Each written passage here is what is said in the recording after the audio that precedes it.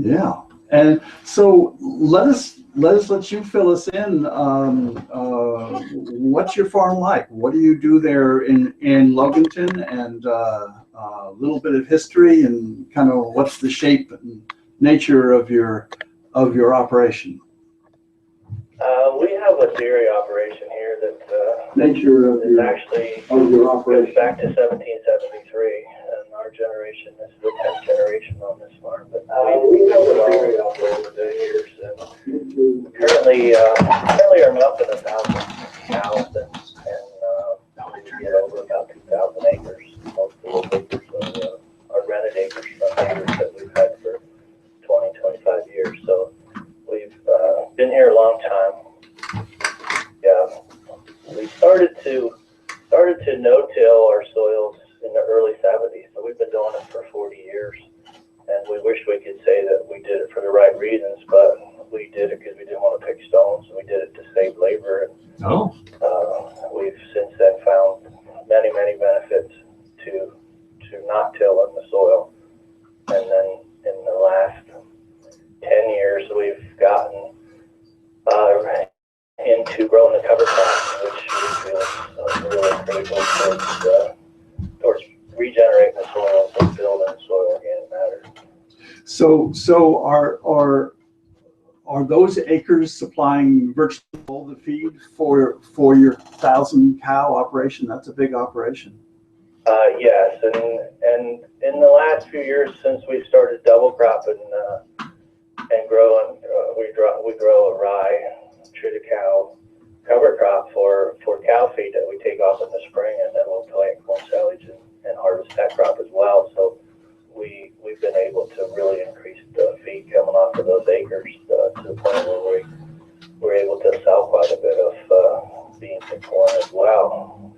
So for our listeners who aren't farmers, give us a little explanation of what no-till means. If you're growing corn, it sort of sounds as though that's something where you have rows of corn, and then also give us a little background, quick vignette of what cover cropping is and how that figures into the mix. Okay, well the no-till kind of every time I talk to somebody and I bring up the word no-till, we get a negative vibe from that because we're considered to be the chemical farmer. But that's something that really needs to be talked about, because we find that's really the opposite. Long-term no-till soils, the weed suppression is tremendous.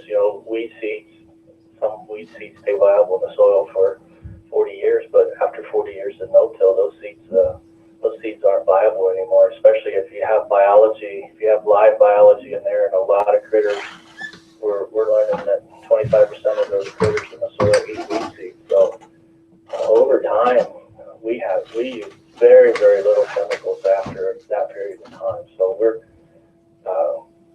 not we're not organic, but we're really close because we don't use any insecticides or fungicides anymore. So the insecticide would be what it would take to control the bugs, and we've got good enough biology that we try to keep that balance with the bugs, so our pests no longer become a problem because they're managed by the bugs that we do have.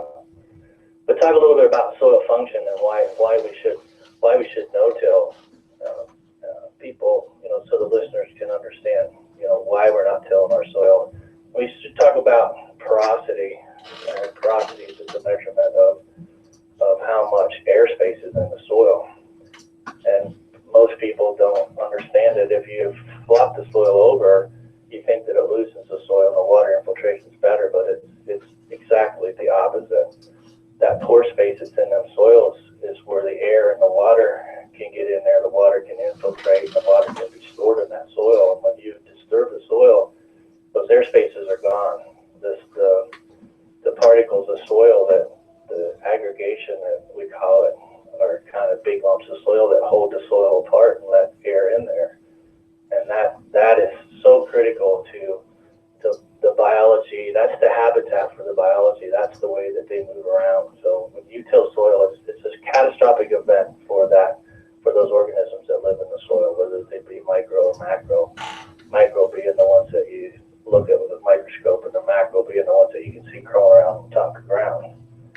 So that's, for the listeners, that's something that's really important to understand why we don't want to till the soil. So when you say no-till, the soil is always staying right side up. You're never rototillering it or disturbing it. No plowing taking place, and you're going down the rows to plant corn and poking the seeds down in a little line that you've maybe sawed into the soil that or just minimal disturbance to get that corn seed into the soil. Am I right? Correct. Yeah. There's we have not tilled soil on this farm for close to 40 years, and it's all done with what they call no-till equipment, where these couple wheels that run next to each other that part the soil and then drop the seed, and then two more wheels that come along that kind of roll it back into place. I have a question, if you can hear me, Jim, and that is, I'm imagining that you have other, fairly large dairy operations and farms around you who have watched your family over the last 40 years. Now, whether they've decided to adopt no-till or not, I don't know, but what's been the reaction of the overall agricultural community where you live in central Pennsylvania to what seems to be a very successful move by your operation? We've actually got a number of progressive farmers, and I'm going to call it English and Amish. We have Amish in our area. Okay, they are, they are also progressive in that way. They're doing the same thing, except for where we're planting produce. We're tilling for that, and we're seeing erosion problems and water contamination problems from that tillage. But all in all, Pennsylvania is probably 70% no-till. Wow, that's impressive. Wow. Yeah. I guess we floored you with that one. You were saying, wow, I lost you in that. You go all together? No, here he is. There we are. He's back. Well, that's impressive. And I've lived, like I said, in Chester County near the Lancaster County border, and remember meeting a bunch of Amish farmers and some guys who actually were contractors. But very interesting that some folks, at least from a sort of sociological means, might think, wow, those folks are still driving around in buggies and they wear simple dress, and they're not going to movies. They're not being traditional American consumers. They're really backwards. But what you're saying is that farming community where you are, which includes a lot of Amish farmers, is actually a very, very forward thinking in the efficiency and how they're treating their soil. Yes, and we, one of the things that Henry and I talked about the other day was, up in your state in Vermont, I had the opportunity to come up there 2 years ago. The University of Vermont had a soil health conference, and they have one every year. I think it's actually this month yet, or it's in the next month now. But that attracts a lot of farmers, 120, 30 farmers, and we've shared with them what we do down here, and a lot of them farmers are really excited about trying to do those type of things. We know that we have to keep. What we've learned here is that we had really good soil structure from 40 years of no-till, but we didn't see the soil organic matter gains until we started cover cropping. And that whole, and for the listeners, that the idea that we need to keep something growing in that soil 365 days a year, and we try. Everything we do, we try to mimic nature as much as possible. And if you look at nature, there's always something growing, and it's growing all the time. And this philosophy that we've had in agriculture for the last 150 years, that we grow something in May, or maybe in September, or maybe October, but then the rest of the year that soil lays barren. And that is really destructive to the soil, because we don't have anything. We don't have the habitat there. Creation of coffee. Feed the biology. We don't have feed or the house the biology. We don't have the Happy habitat. birthday. Great. So what we learn from having something grown there all the time is that provides that year round. So I'm streaming Plus, this there's live. a lot of things that happen while that plant's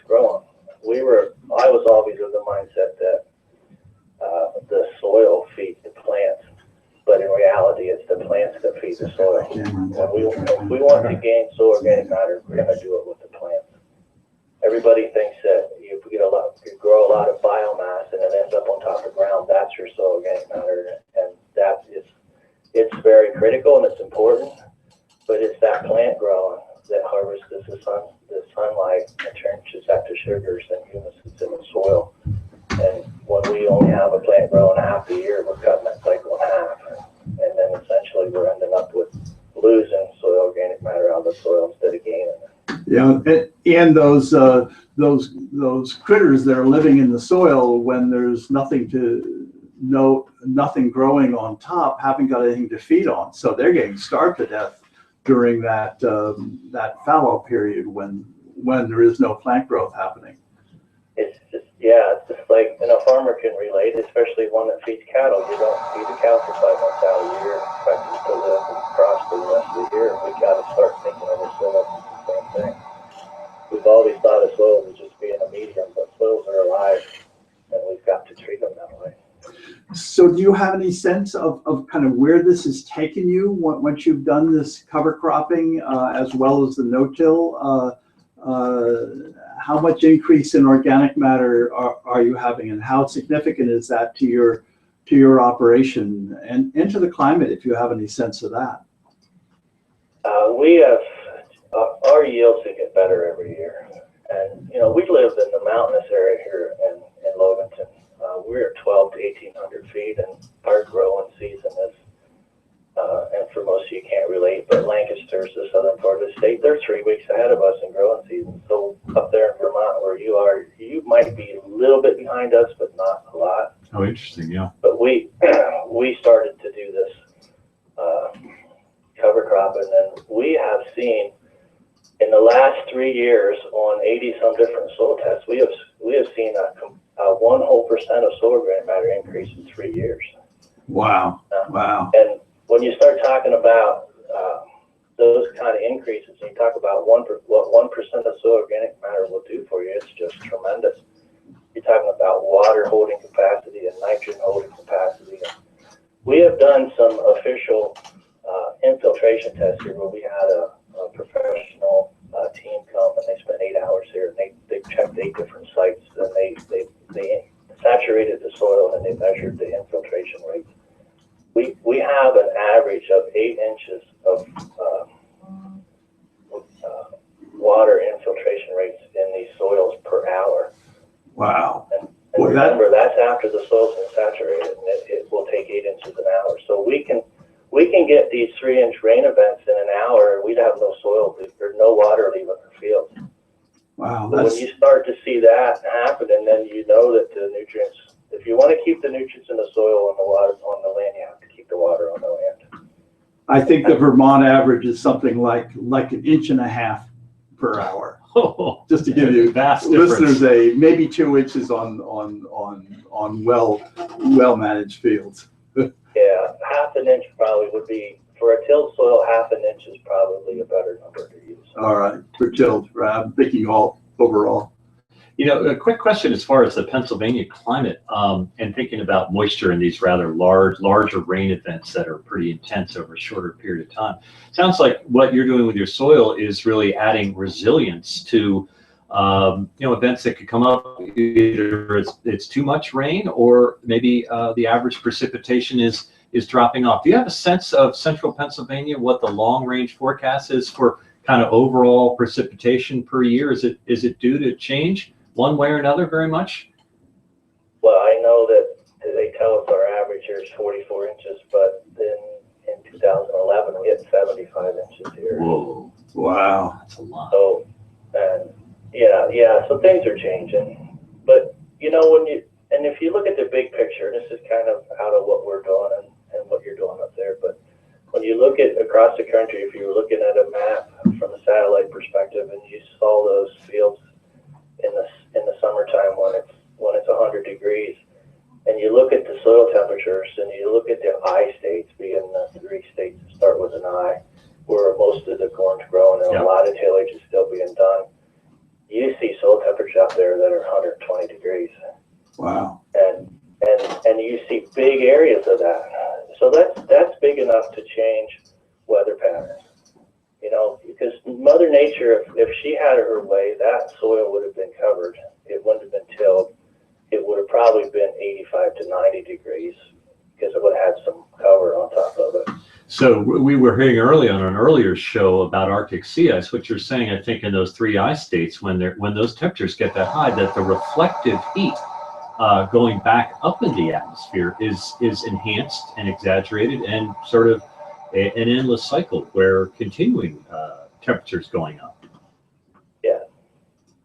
Yeah. Well, and there again, and for the listeners, you know, when we talk about soil organic matter, we're talking about carbon, and we're talking about the same thing that ends up, you know, when you till the soils are made up primarily of fungi and bacteria, and they're in a delicate balance. And when you till that soil and you put let the air get exposed to that, it turns vaguely to a bacteria state, and then it ends up that it uses the organic matter that's in there as food and fuel for that fire that it's creating. So then we release all that carbon up into the air. So just so people understand that connection. Yeah. How for the non-farmers that are hearing this, how do we put pressure on the farming community to pay attention to this soil building? Obviously, it'll do them a lot of good if they can just absorb more water in a rainfall event. They have less problems with drought. They have less problems with erosion and runoff, and they also are increasing the nutrients that are being made available by the organic process in the soil, instead of having to deliver all of that as chemical fertilizer. So how do we put pressure on our sources of supply to make this transition? That's a very good question, and public perception is everything. Public perception will drive this, and it's just like, you know, in agriculture, we're looking at, you're looking at in the chicken industry with the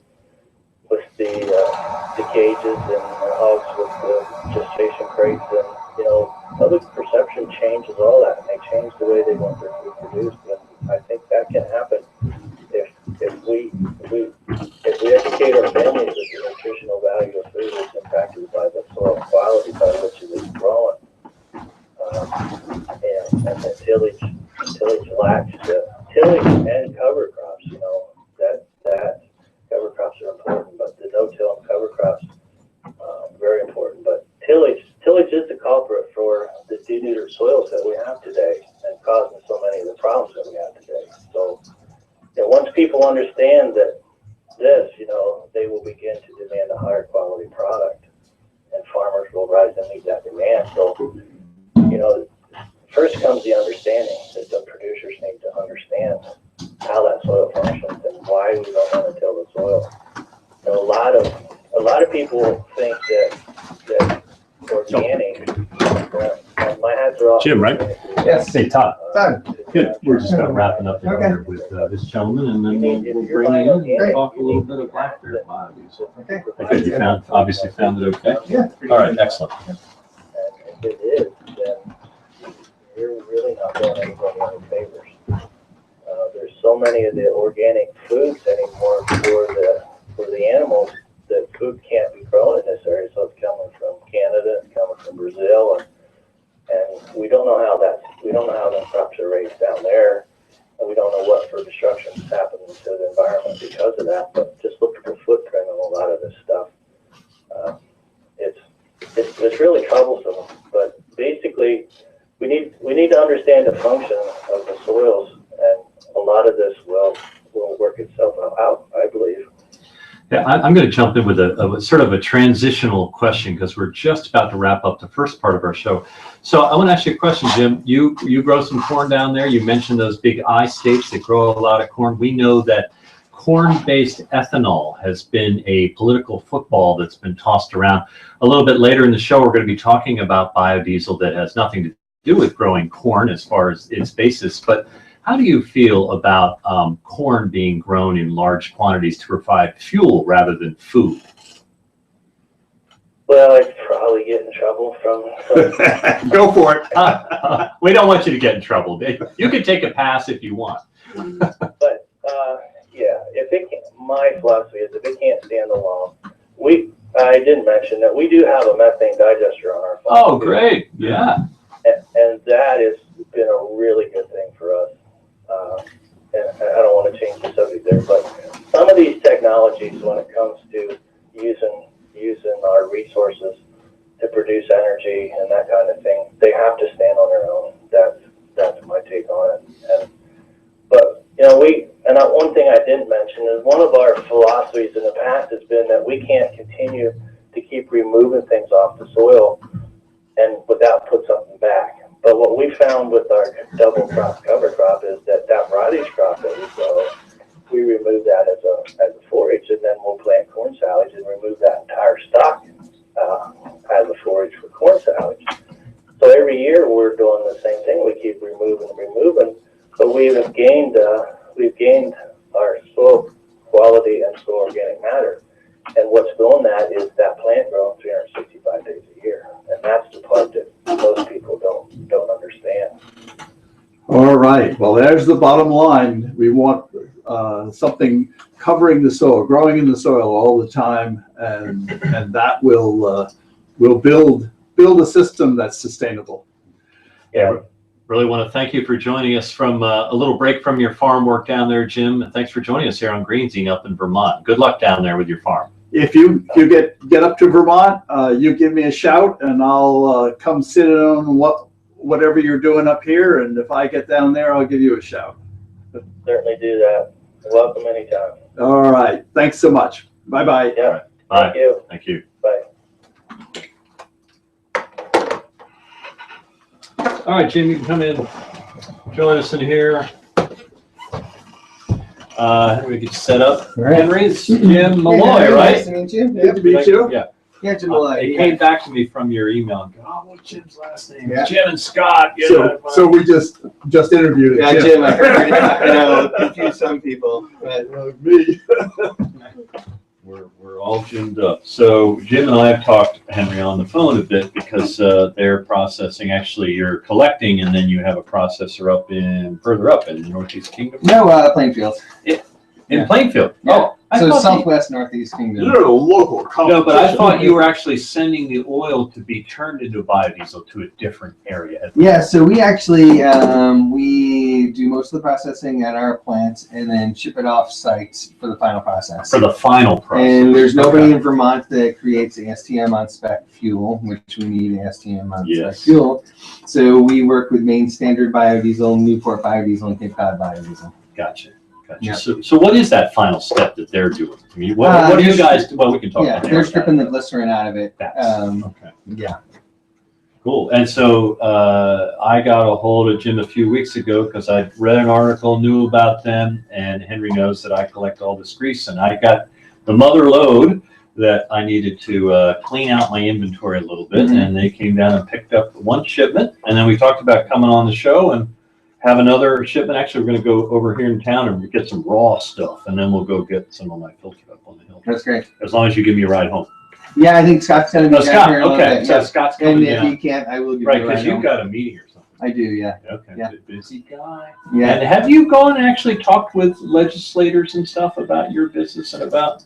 So I've been working on the project. I don't know if you want to get into it. I've been working on it for 10 years. And so I've been working in DC quite a bit on policy and in Rhode Island, even though I've been in Vermont. We should get in the air and have this discussion. Yeah. Okay. Well, we're winding down. 30 seconds. Get them on. Yeah. One of those headphones may only have one That's ear. good. No, No, that's a good one. I took Okay. the one longer. Yeah. Yeah, I mean, I'll hear you anyway, right? All right. I don't need to And hear I myself. moved over to 11. All right, we're good. You can put the headphones on so you can hear how you sound and how. Yeah, no, actually, I'm a DJ up at WGDR, and I tend not to wear my headphones. More here on WFVR LP. You are tuned to Greenzine. We are joined by Jim Malloy of Blackberry Biodiesel. I'm really looking forward to this discussion. Jim, welcome to the studio. Get pretty close to that mic. Yeah, thank you very much. It's great to be here. Yeah, I just heard you say you are a DJ at one of our sister stations, great station, WGDR. Absolutely. I've been a programmer for about 14 years. I'm just a sub at this point, but absolutely love it. Great. Wow, that's not all biodiesel you're talking about up there, is it? Yeah, no, absolutely not. Generally, I try to have a show that's created around the news of the day. It's generally a mix of very positive hip hop, great jazz music, and wherever the mood takes me. It's free format radio. We all can appreciate. Streaming on the web, I assume. Yes, indeed. Okay. So there's so many directions we can go in so little bit of time, but tell us a little bit about the idea and the nexus of how Blackberry Biodiesel came together. What exactly you guys do up there in Plainfield? Okay, so this path has been about 10 years old here. So it starts right at 9/11. So post 9/11, drumbeats of war going. Knowing we need an alternative, my partner and I were wanting to do something really positive in protest. So we thought about building a home off the grid with clay, sand, straw. We wanted to prove that you could build something without the use of petroleum. So we built a home, clay, sand, straw, mortgage-free, wind, solar power, heated by local wood. The one issue we had was how we're going to move the materials. And so we started to recycle waste vegetable oil from local restaurants, retrofitted an old truck to run the waste vegetable oil, and then hauled the materials on site. So we didn't want to use any petroleum in the creation of our, what is essentially adobe. So we would hold revolutionary dance parties. Now this is going back 2002, 2003, and we would provide food and drink and other local stuff. And to prime the pump of your workers. Exactly. I like it. Yeah. So the idea was we were feeding the human machine, and we had over 500 volunteers over about a year and a half, and we created this home off the grid using wind, solar, human power, fueled by local organic agriculture. So, yeah. Purist. Yeah, it was pretty awesome. Mortgage free. So, planted an orchard, and then in my low 30s, like, okay, I've got a home, got an orchard, I've got a lot of energy, I'm mortgage free. What's next? So, I was having some beer with my older brother, who was running the family oil business. It's a home heating business based in Rhode Island. My grandmother actually started it in 1940. Wow. Yeah, and she was college educated, and she was smart enough to marry a good Irish mule, and he put the name on the truck and pulled the hose, and she took care of the books and ran a very successful company. So my brother was like, oh, it's a great idea what you did up in Vermont, but that would never work down here. And I said, okay, well, why don't we try a little biodiesel project in Rhode Island? So, after a couple of beers, he said, okay, give me a week to think about it. He thought about it. And so we started to use biodiesel in the fleet in Rhode Island. And within a month, got an award from the governor of Rhode Island for our work in the transportation industry, reducing our carbon footprint in the city of Providence. Yeah. So you were running your trucks on biodiesel, but you were selling oil that was standard oil? Exactly. So Okay. Yeah, it's a good time to laugh.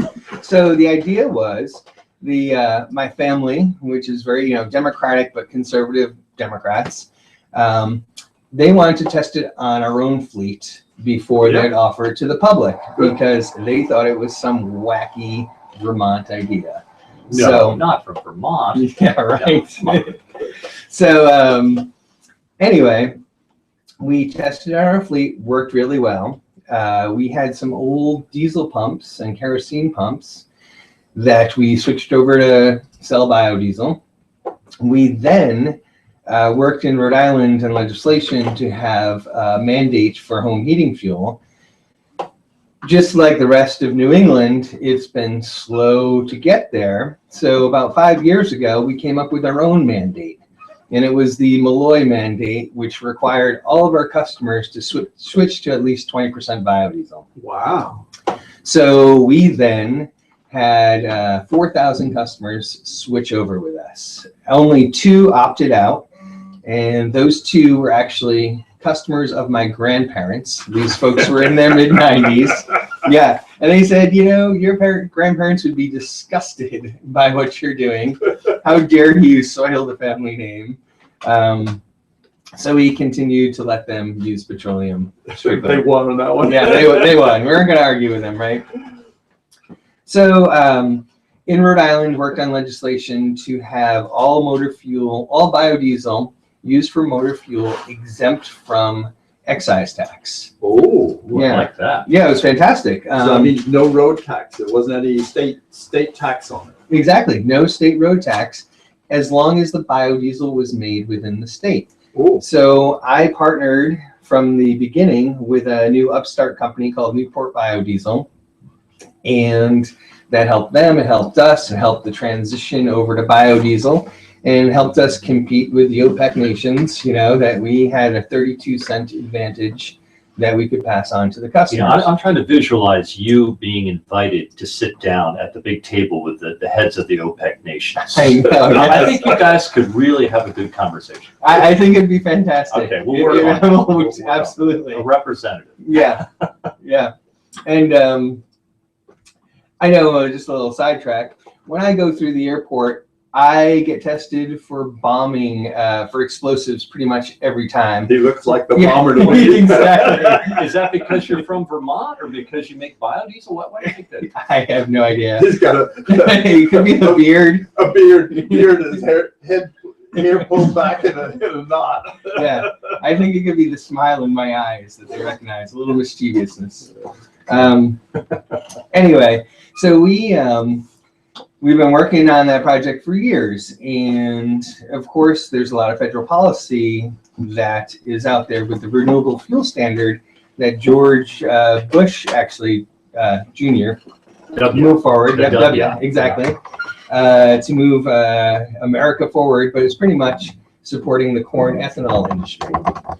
So then fast forward a few years to RFS2 when Obama came in, and it recognized the value of recycled waste vegetable oil, biodiesel, as an advanced biofuel, and the value was so much higher than corn, and that was a giant boost to our industry. So we've had the corn lobbyists and American Petroleum Institute, along with Peter Welch, trying to crush the advanced biofuel initiative. Interesting you mentioned Peter Welch as being sort of opposed to these advanced biofuels. Yeah. Is there a particular reason for that by Well, our only 7 Days did a great report on his connection to API. Okay, American Petroleum Institute. Yeah. Exactly. Wow. Yeah, so look into that for sure.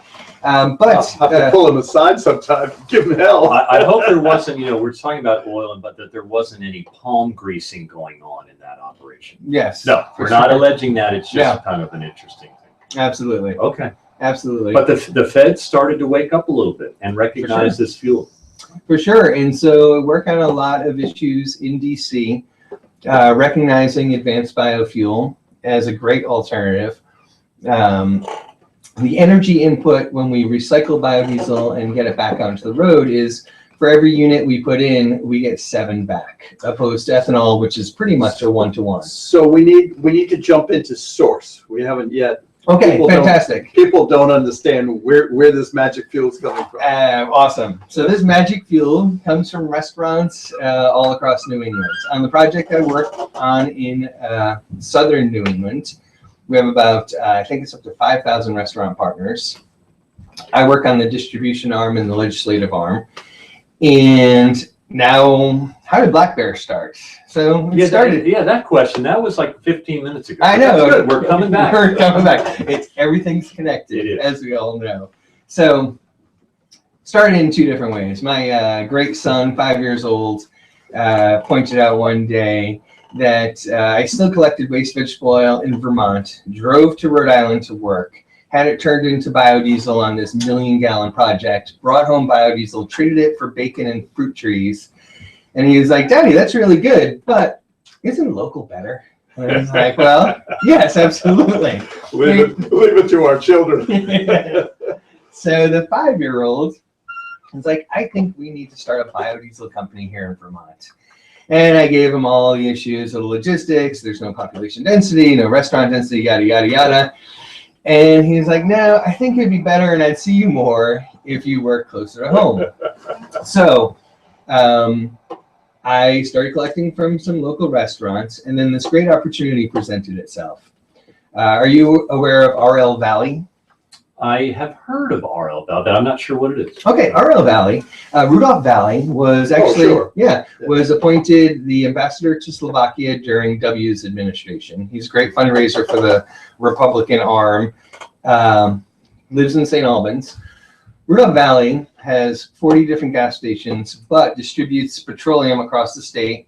He is under, there's a lawsuit against him right now for price fixing. Sanders. Yeah, and well, I mean, different organizations still going after him for price fixing, which he is going to have to answer to. And very heavy in the Burlington area. Exactly, and on the Route 2 corridor. So what RL Valley has done in many towns, he buys 2 different fueling stations in each town, turns one into a mega mart like 7-Eleven, Jiffy Mart type, then shuts the other one down. So he dared to do that in our town of Plainfield. Ooh, bad move. Exactly. So he bought 2 stores. One he turned into a very fancy place that serves, all your finest food, like blue slushies. Yeah. No lattes. Blue slushies. Cappuccino slushies? Yeah, nothing No, like not that. even cappuccinos. Bologna sandwiches and such. So he also then shut down the Red Store fueling station, which was very upsetting to a lot of locals. So one of the locals, Peter Young of Second Wind LLC, was pretty fueled by RL Valley's audacity to come in our town and shut it down. He then tried to sell the Red Store, but with the caveat that there could be no food or fuel sold at the store.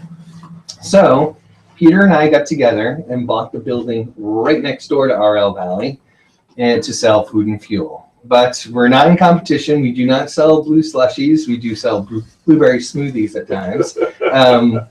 And so we have a farm stand, food carts with local food, local agriculture going to food trucks, and our biodiesel processing station.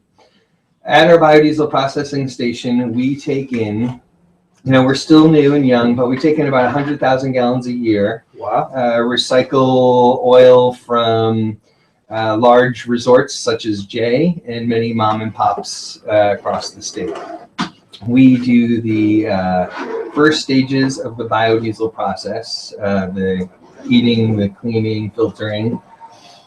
Then we ship it off for the final part of the process. We wanted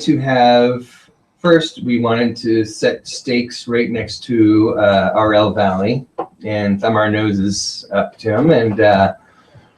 And so we're in town, so we would not be able to actually have a biodiesel production facility there due to the methanol that we would need to take in. So we do need to ship it off-site. Anyway, we have a fueling station there, and I think I brought it back around to You did. Blackberry Biodiesel. So, Yeah. so he didn't decide to get you back and just keep dropping his price till he was 20 cents under his cost to drive you out of business. No, so actually that's the least that he did. So he has every single permit, he has sent big lawyers into our town meetings. They have appealed every step of our way. We have battled him for 2 years. He kept us out of business for 2 years. But I was smart enough to apply for my permits in stages to have the processing part of vegetable oil approved first. Then I applied for the food and fuel permit. Once I applied for food and fuel, RL Valley came in and blocked me in every step.